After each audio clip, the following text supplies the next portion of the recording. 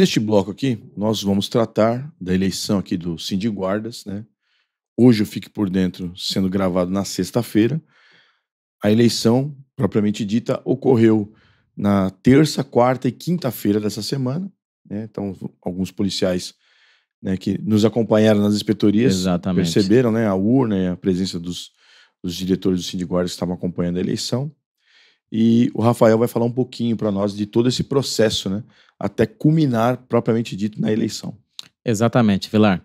Inicialmente foi aberto o período de inscrição, foram de 3 dias, né? Sim. E o estatuto, ele determina que a inscrição seja divulgada no jornal de grande circulação e de fato foi feito, né? Sim. Fora isso, nós já anunciamos isso em oportunidades anteriores, né? Mas é bom Fique por relembrar Dentro, aos colegas que fora essa questão, nós divulgamos também algumas vezes aqui no programa Fique por Dentro, até no boca a boca das unidades, através das redes sociais, né?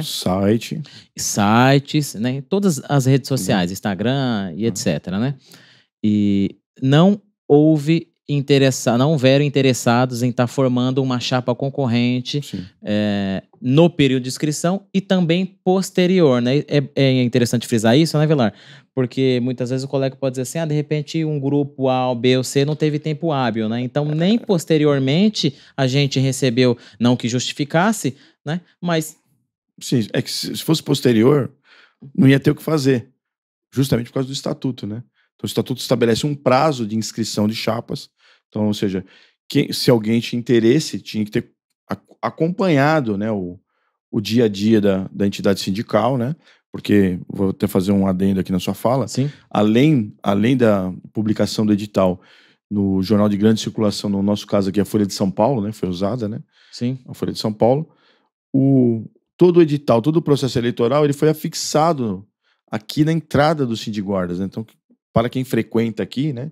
Exatamente. Você tem lá a parte da administração, você tem um vidro ali que separa, né, a recepção ali, de onde estão os nossos colaboradores, e ali, como não tem quadro de aviso, não existe mais isso aqui no sindicato, né?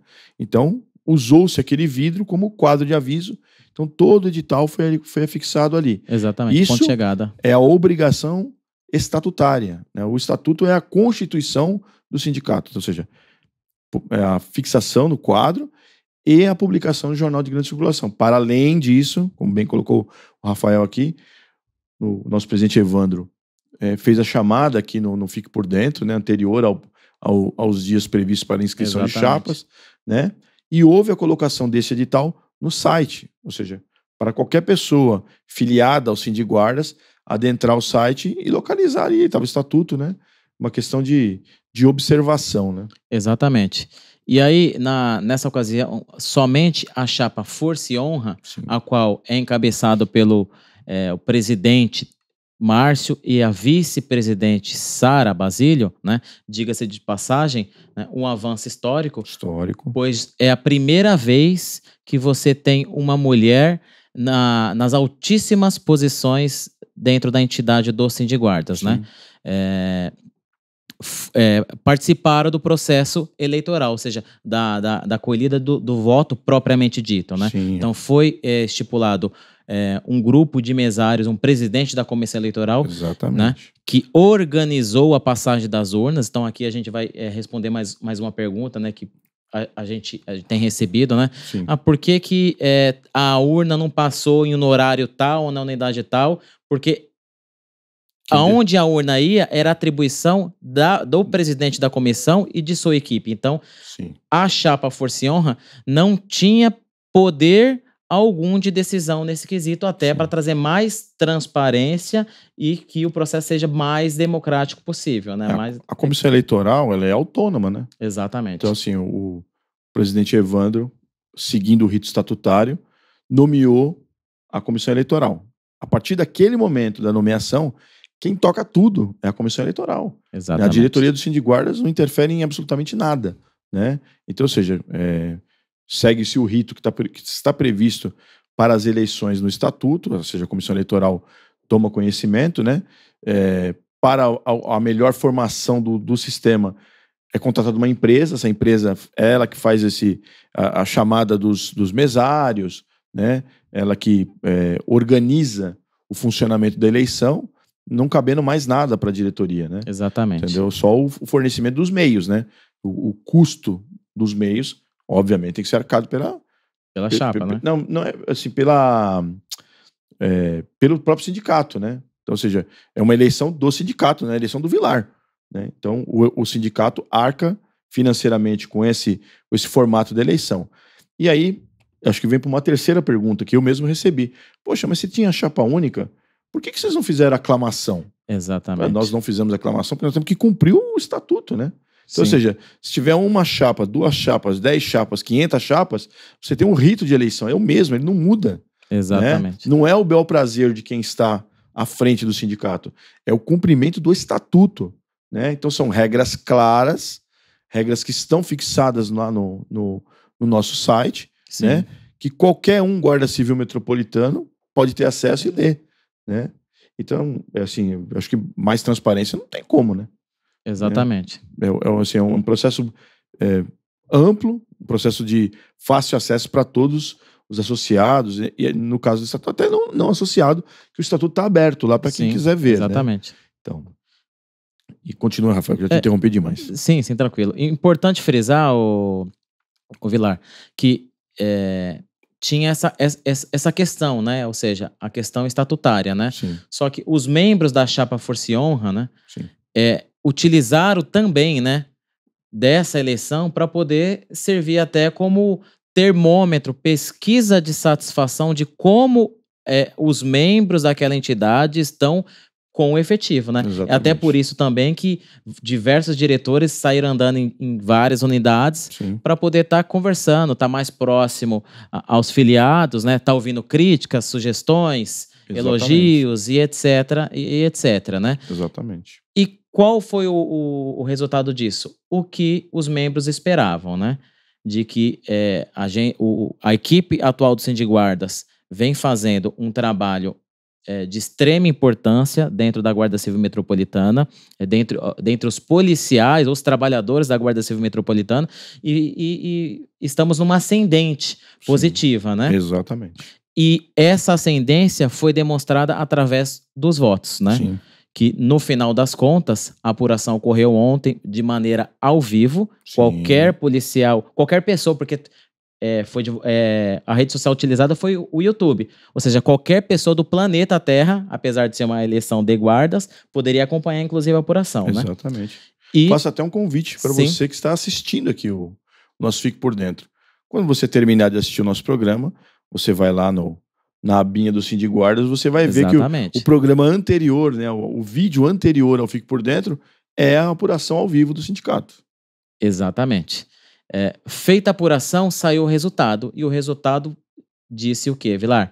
90% dos votos válidos colhidos votaram na chapa 1. Né? A chapa Força e Honra, né? Exatamente. Só tem uma chapa, né? Então... Desde já, nós aqui do Sindiguardas e aqui do programa Fique Por Dentro, nós queremos, no primeiro momento, parabenizar os policiais da Guarda Civil Metropolitana pela receptividade que nós tivemos nas unidades, né, Vilar? Exatamente. Esse é um ponto de extrema importância, porque vem mostrando o estreitamento dos laços com as pessoas, com os trabalhadores, e também deixar registrado o agradecimento aqui a todas aquelas pessoas que participaram do processo eleitoral, ainda que como empresa, né? Sim. Que é importante, porque o trabalho foi árduo. Alguns mesários eram guardas civis metropolitanos da Cidade de São Paulo, alguns mesários eram guardas de outros municípios, e alguns mesários não eram guardas, né? São as pessoas que já têm experiência em eleição sindical, né? Que foram contratados por essa empresa, né? Todas essas pessoas que participaram ali como mesário. Enfim, agradecer a todos, porque assim, foi um ato de respeito mútuo. Exatamente. Né? Eu acompanhei na Zona Norte, né? Então, onde foi possível chegar lá e falar, nossa, obviamente que as nossas unidades, elas não estão preparadas como deveriam estar, né? Porque acho que a eleição poderia ocorrer na sala das CIPAs, né? Exatamente. E aí, né, na Norte, não tem sala de CIPA. É verdade. Então, né, para o próximo mandato, né, aqui do Sindiguardas, né? Começa no dia 5 de janeiro de 2024, né?